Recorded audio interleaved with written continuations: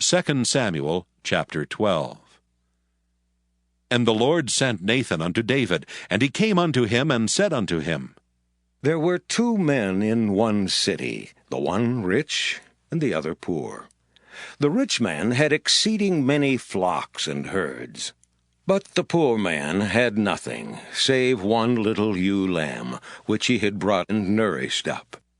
And it grew up together with him, and with his children. It did eat of his own meat, and drank of his own cup, and lay in his bosom, and was unto him as a daughter. And there came a traveler unto the rich man, and he spared to take of his own flock and of his own herd, to dress for the wayfaring man that was come unto him, but took the poor man's lamb, and dressed it for the man that was come to him.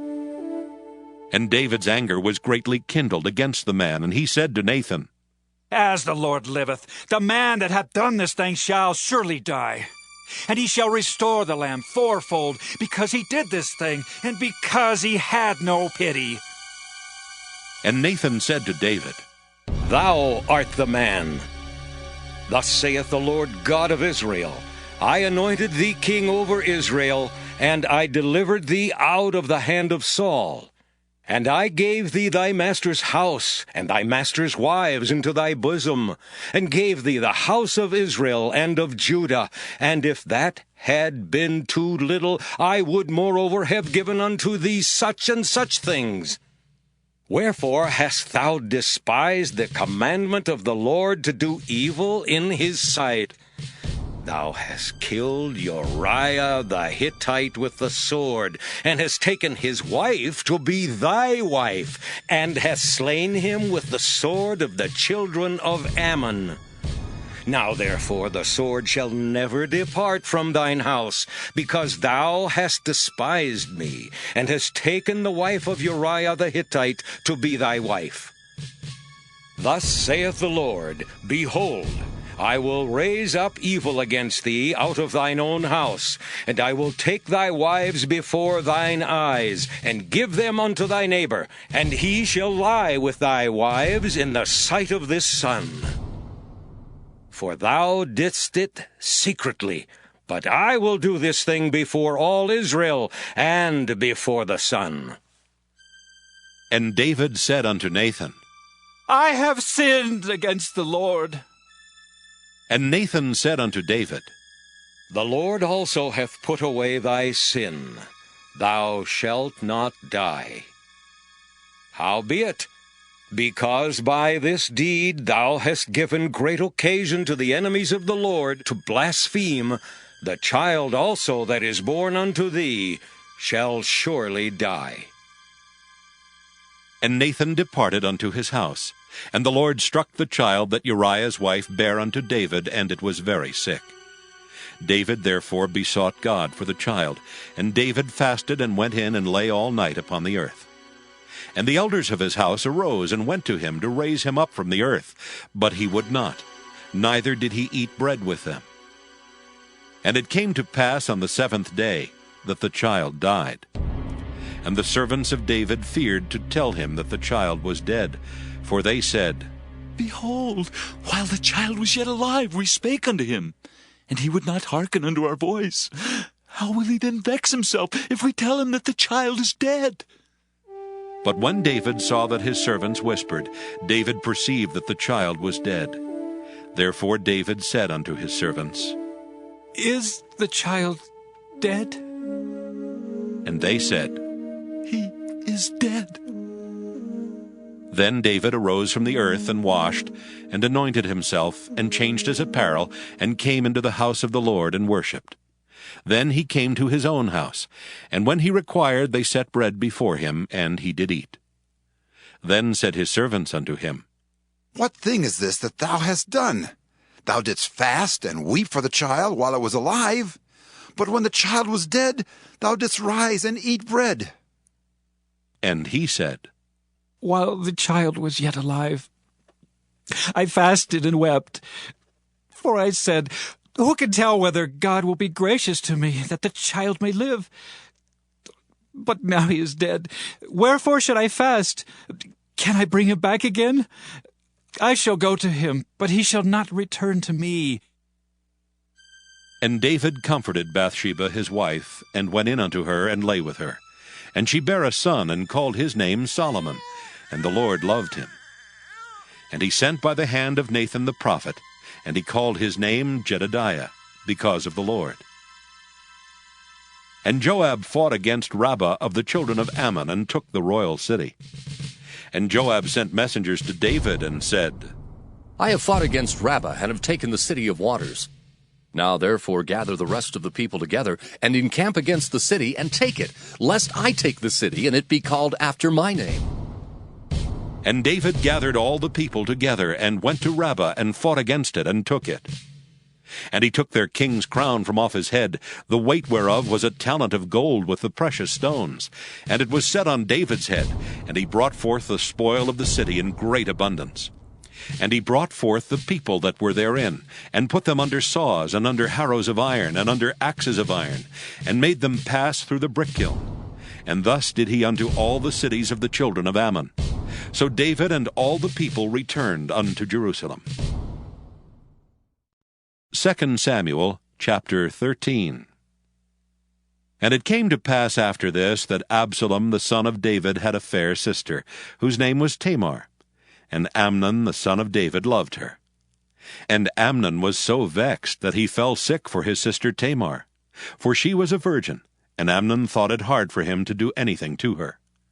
But Amnon had a friend whose name was Jonadab the son of Shimeah, David's brother.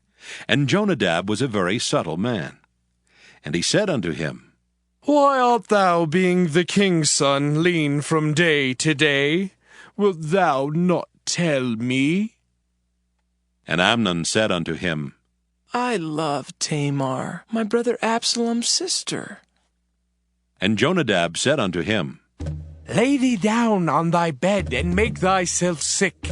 And when thy father cometh to see thee, say unto him, I pray thee, let my sister Tamar come and give me meat, and dress the meat in my sight, that I may see it, and eat it at her hand. So Amnon lay down, and made himself sick.